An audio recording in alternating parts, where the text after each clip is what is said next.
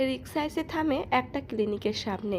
রাহি রিক্সা থেকে নেমে ভাড়া মিটিয়ে দিয়ে কোথায় থেকে একটা মেয়ে দৌড়ে এসে রাহিকে বলে ওঠে, ম্যাম ডাক্তার এখানেই আছে। তুমি শিওর তো? জি ম্যাম, ওনার হাজবেন্ডই ড্রাইভার ছিলেন আর সেই দিনের অ্যাক্সিডেন্টের পর পুরোপুরি প্যারালাইজড হয়ে যায়।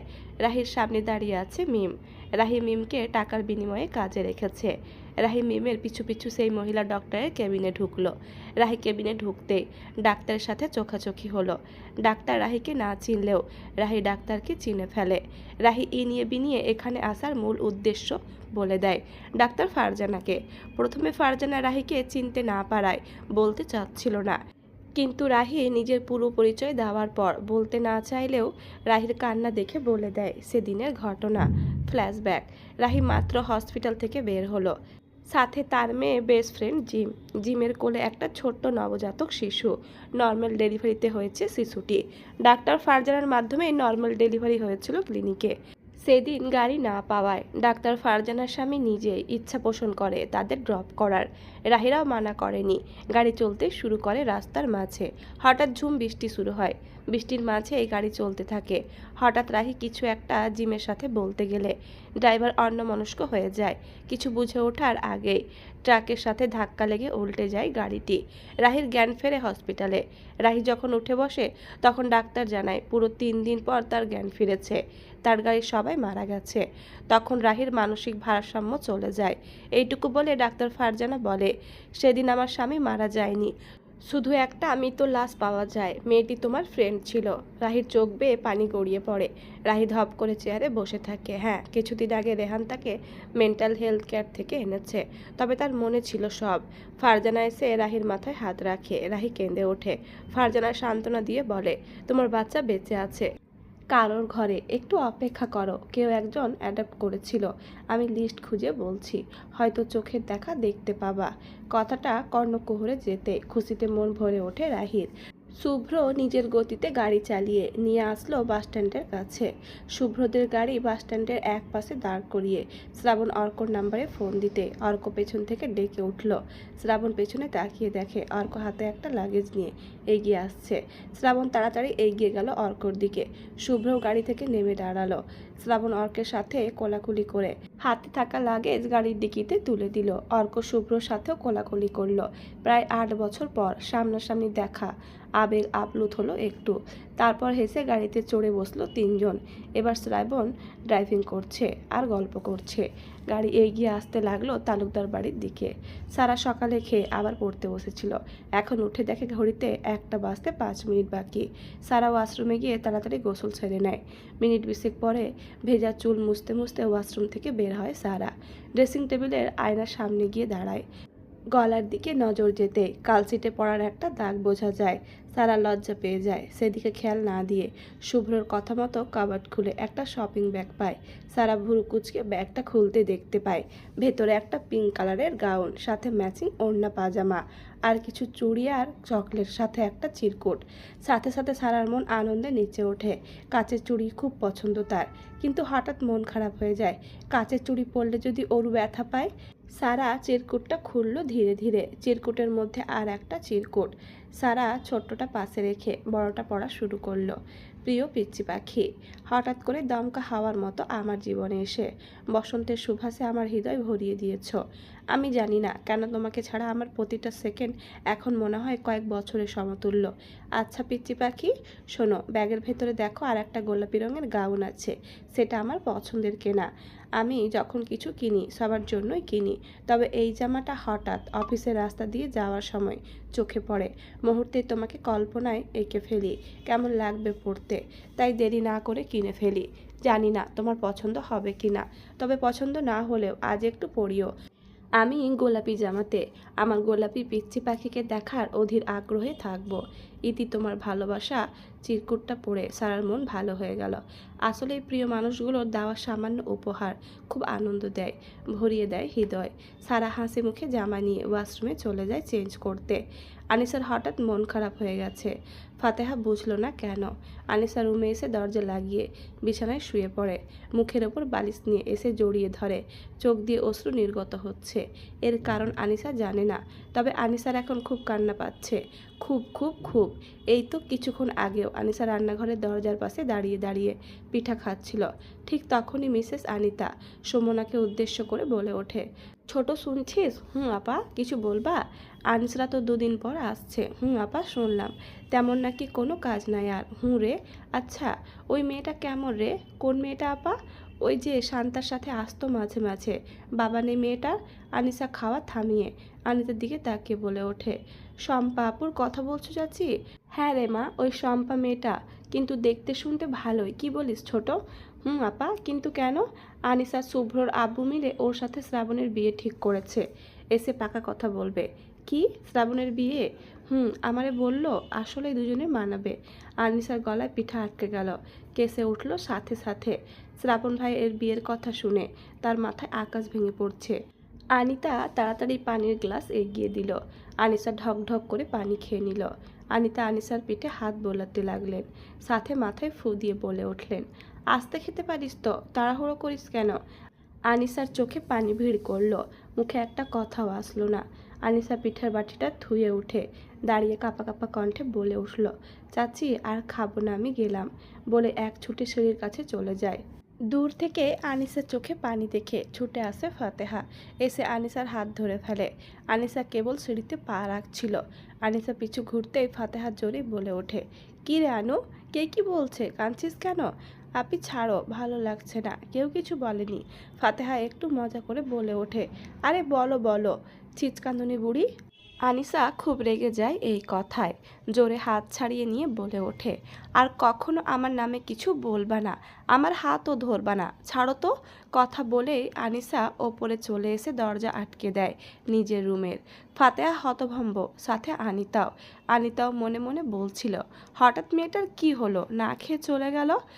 তার ভিতরে ফাতেহার সাথে খারাপ ব্যবহারটা ফাতেহা মানতে পারছে না। আনিসা অল্পতে কাঁদে, সে জানে, তবে এমন করে কথা বলা শোনেনি। ফাতেহা পেছন ফিরে মিসেস আনিতাকে জিজ্ঞেস করলেও তিনি কোনো জবাব দিতে পারলেন না। পরপরই বাইরে গাড়ির শব্দ এলো। মিসেস আনিতাও ফাতেহা সদর দরজার দিকে এগিয়ে গেল সব কিছু ভুলে। দরজার কাছে যেতে অর্ক ছুটে এসে আনিতার পা ছুল। ফাতেহা আর অরুর দিকে তাকালো। হঠাৎ নূপুরের রিনরিনে আওয়াজে অর্ক আনিতা বেগমের পেছনে উকি দিয়ে সোজা দৃষ্টি নিক্ষেপ করলো সিঁড়ির পানে। মুহূর্তে অর্ক দৃষ্টি থেমে গেল। অর্কের এমন করে তাকানো দেখে সবাই অর্কের দৃষ্টি লক্ষ্য করে তাকিয়ে দেখল। অর্কের দৃষ্টি ধরে সবাই পিছে তাকালে দেখতে পায় সারা নামছে, হাতে একটা শাড়ি, পরনে শুভ্রর দেওয়া সেই জামা। সারার কোনো দিকে খেয়াল নেই। সারা সিঁড়ি বেয়ে নেমে সোজা মিসেস আনিতার রুমে চলে গেল। কোমর সমান চুলগুলো দুলছে, পায়ে নুপুরের রিনরিনে আওয়াজে তালে তালে নৃত্য করছে বাতাসে। সারা আনিতার রুমে ঢুকে যেতে শ্রাবণ গলা খাখারি দিয়ে কেসে উঠল। শ্রাবণের কাশি দেখে সবাই একটু বিড়ম্বনায় পড়ে গেল। অর্ক একটু লজ্জা পেয়ে গেল। আনিতা সবাইকে ভেতরে আসতে বলল। সবাই ভেতরে আসার পর শ্রাবণ অর্ককে একটা রুমে নিয়ে গেল। অর্ক বেশ কিছুদিন এখানে থাকার জন্যই এসেছে। অর্ক রুমে গিয়ে পিঠে থাকা ব্যাগটা বিছানায় রাখতেই শুভ্র আর শ্রাবণ রুমে ঢুকলো। অর্ক ওদের বসতে বলে ওয়াশরুমে চলে গেল ফ্রেশ হতে। এদিকে শ্রাবণের কেমন রাগ লাগছে অর্কের ওপর, বুঝতে পারছে না কেন। তবে অর্ককে মেরে ছাদ থেকে ফেলে দিতে ইচ্ছে হচ্ছে, কারণ জানে না এতে শ্রাবণ বিরক্ত। হঠাৎ শুভ্রর ফোনে সেই নাম্বার থেকে আবার কল আসায় শুভ্র তাড়াহুড়ো করে রুম থেকে বেরিয়ে গেল। শ্রাবণ জিজ্ঞেস করলেও শুভ্র শুধু বলেছে এসে বলছে। শ্রাবণও আর ঘাটেনি, শুভ্রকে যেতে দিয়েছে। শ্রাবণ পকেট থেকে সিগারেট বের করে বারান্দায় চলে গেল। শুভ্র এক ছুটে নিজের রুমে এসে দরজা লাগিয়ে দিয়ে জোরে একটা শ্বাস ফেলে কল রিসিভ করলো। তারপর কাঁপা কাঁপা কণ্ঠে বলে উঠল, কি দরকার? তো তোমার কল দিয়েছো কেন? ওপাশ থেকে একটা শয়তানি হাসি ভেসে আসলো। তারপর ওপাশ থেকে মেয়েটা শান্ত কণ্ঠে বলে ওঠে, একটা দিনও খোঁজ নাওনি আমি বেঁচে আছি নাকি মরে গেছি। এই ছিল তোমার ভালোবাসা, তাই না শুভ্র? দেখো, এ কি শুভ্র, তোতলাচ্ছ কেন? তুমি মেবি এখন ঘামতে শুরু করেছো।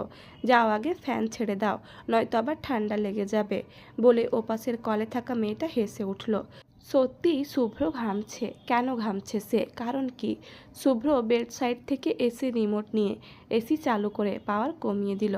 তারপর বিছানায় বসে বেড সাইড টেবিল থেকে পানির গ্লাস নিয়ে এক ঢোকে পুরো গ্লাস পানি খেয়ে নিল।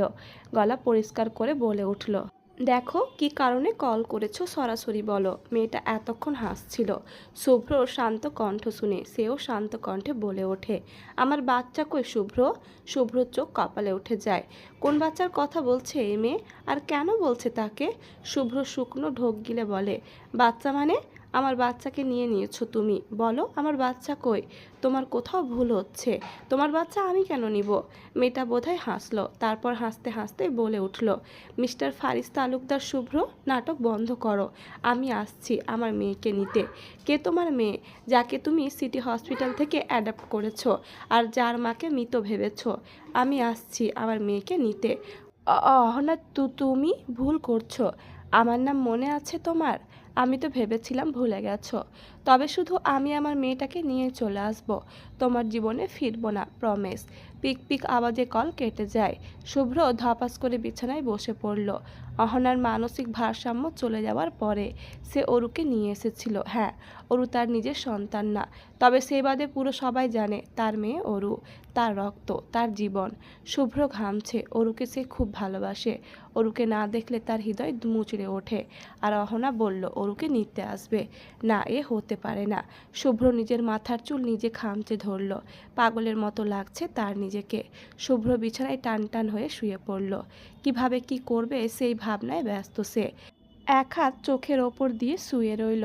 কল কাটার পরে অহনা চোখ দিয়েও পানি গড়িয়ে পড়ল। সে জানে তার মেয়ে শুভ্রর কাছে খুব ভালো আছে। যেখানে শুভ্রর মতো কেয়ারিং মানুষের কাছে সে এত সেফ ছিল, সেখানে তার ওই বাচ্চা মেয়েটা কতই না ভালো আছে। অহনা কল্পনায় আঁকে তার ছোট্ট নারী ছেঁড়া ধনকে। অহনা তার মেয়েকে নিয়ে দেশ ছাড়বে।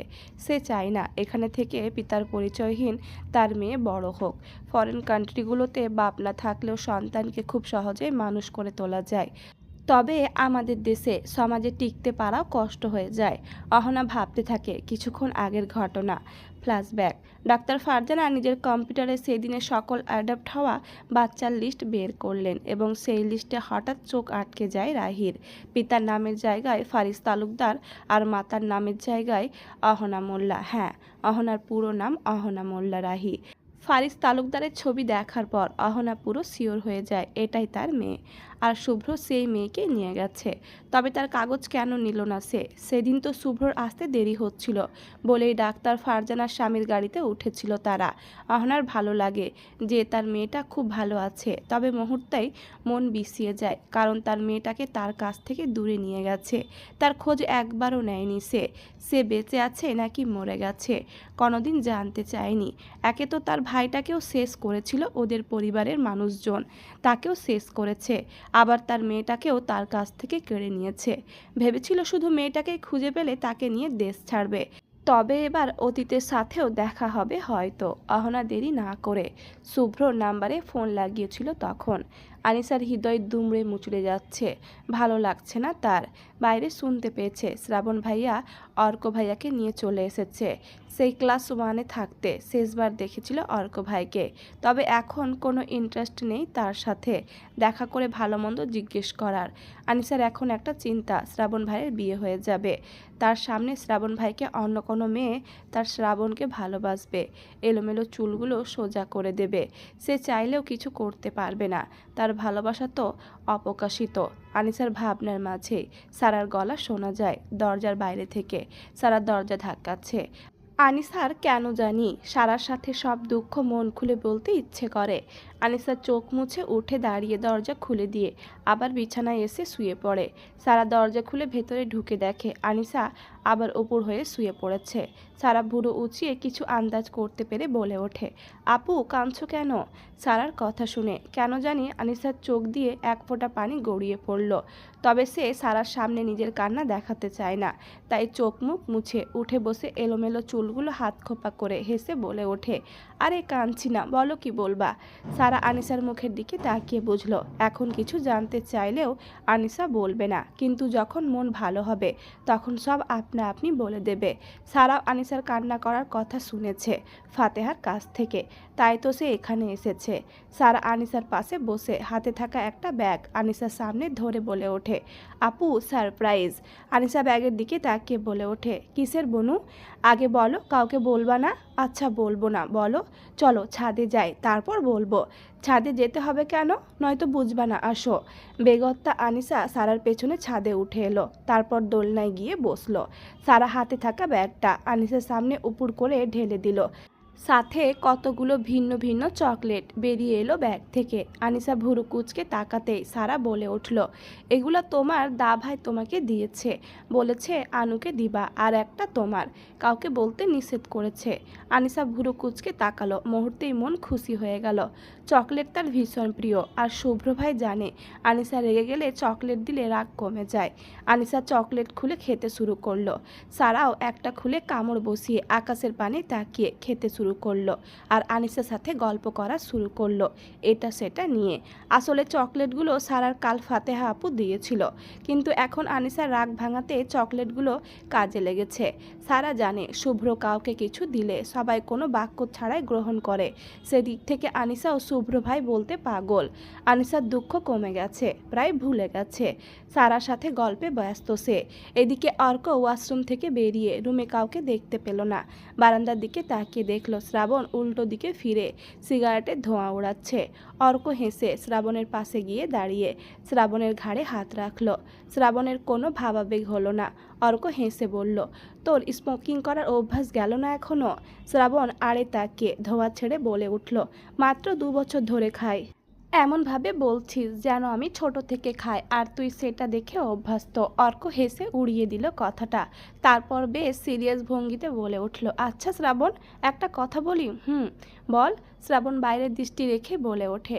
অর্ক হেসে বলে ওঠে, আচ্ছা আমি বাড়িতে ঢুকতে একটা গোলাপি পরীকে দেখলাম, সেটা কে রে?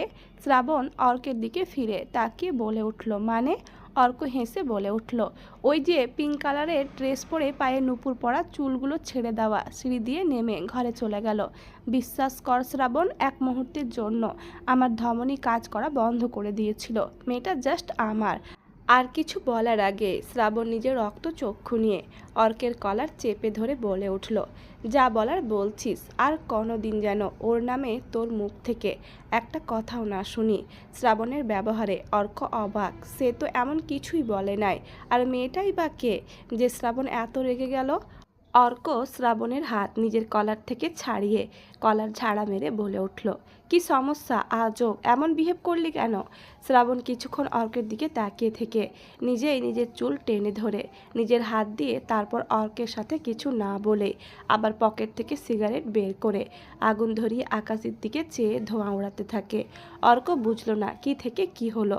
শ্রাবণকে ডাকলেও কোনো সাড়া না পেয়ে বিরক্ত হয়ে রুমে এসে বিছানায় বসতেই দরজায় কারণ নক করার শব্দ শুনতে পেয়ে উঠে গিয়ে দরজা খুলে দেয়।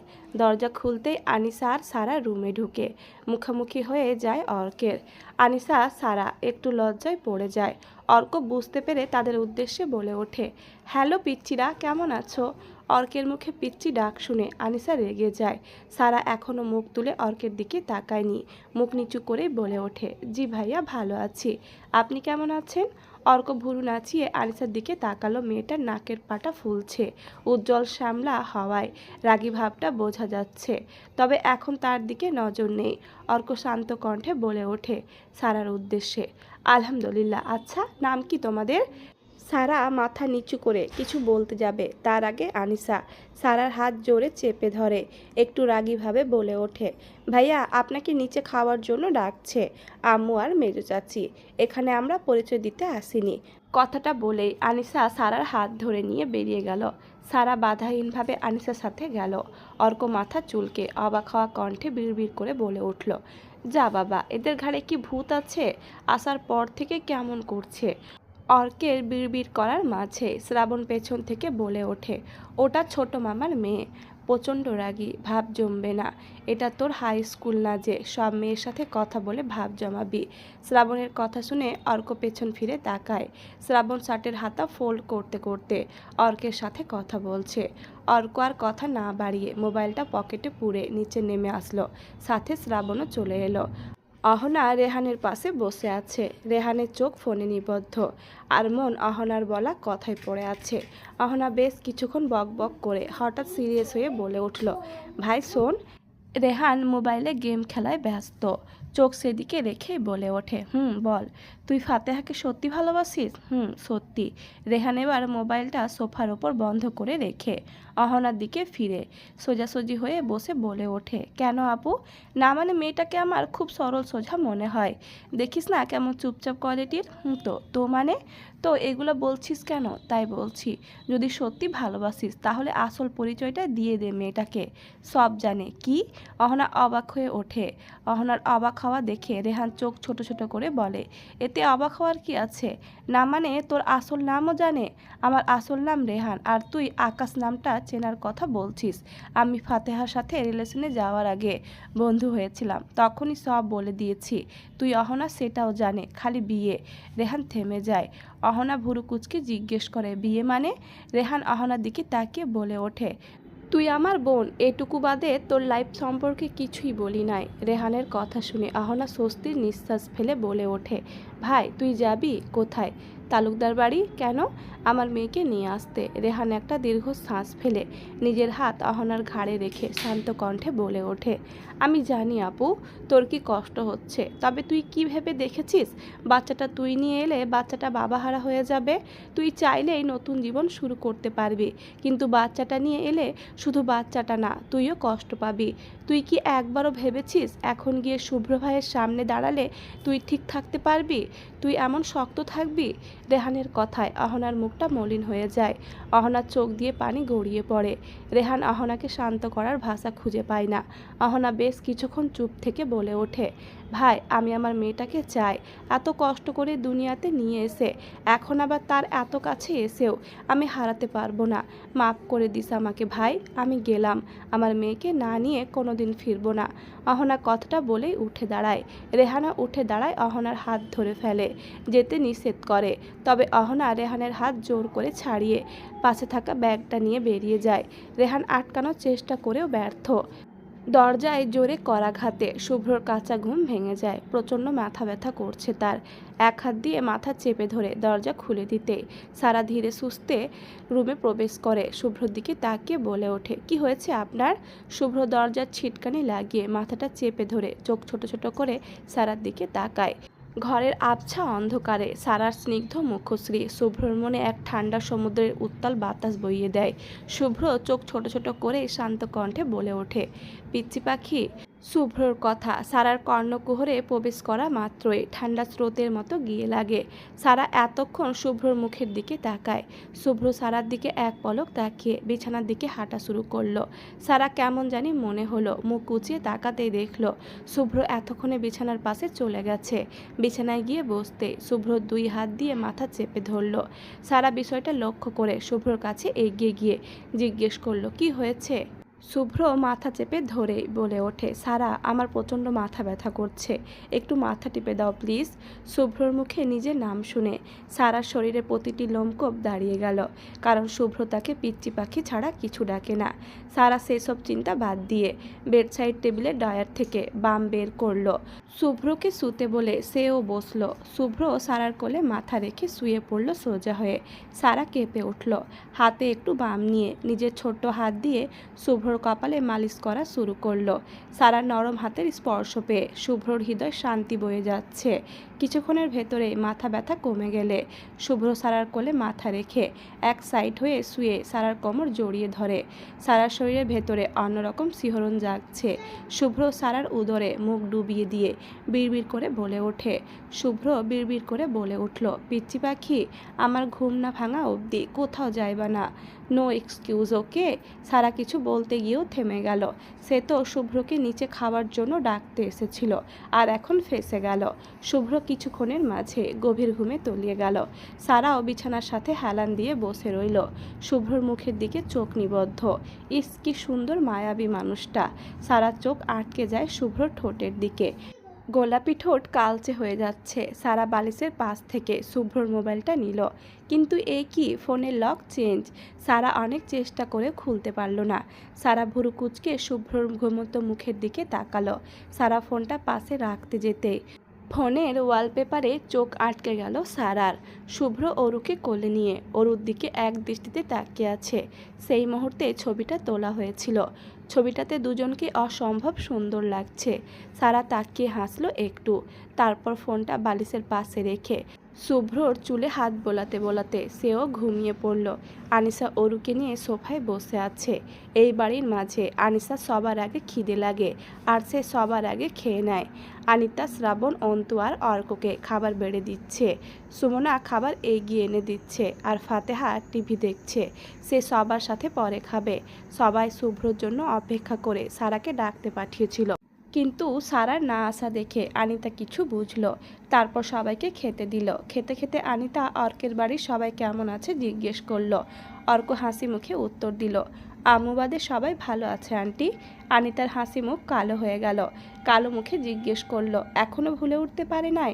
অর্ক স্বভাবসুলভ হেসে বলল, না আন্টি, ডাক্তার বলেছে যাকে নিয়ে চিন্তা করে এই অবস্থায় তাকে যদি এনে দিতে পারি তাহলে সুস্থ হয়ে যাবে, নয়তো হবে না। কিন্তু আন্টি, আপনি তো জানেন তা কোনোদিন সম্ভব না। আনিতা একটা দীর্ঘ নিঃশ্বাস ফেলে বলল, যারা কেমন আছে? আন্টি, বনুর তো কিছুদিন পর বিয়ে দেওয়ার চিন্তা ভাবনা। আমাদের দুই ভাই বোনের জন্য আব্বুও টেনশনে। শ্রাবণ নির্বিকারভাবে খাচ্ছে। তার মন কোথায় সে জানে না, তবে এটা জানে এখানের কোনো কথা তার কানে যাচ্ছে না। শান্তা সকাল থেকে কাজ করে যাচ্ছে। নাহিদা তার বন্ধুরা একের পর এক অর্ডার করে যাচ্ছে। মনিরা, ইব্রাহিম আর নাহিদের মা পাশের গ্রামে গিয়েছে কি একটা দরকারে। শান্তা আগের চেয়ে শুকিয়ে গেছে। নাহিদ শান্তাকে সহ্য করতে পারে না।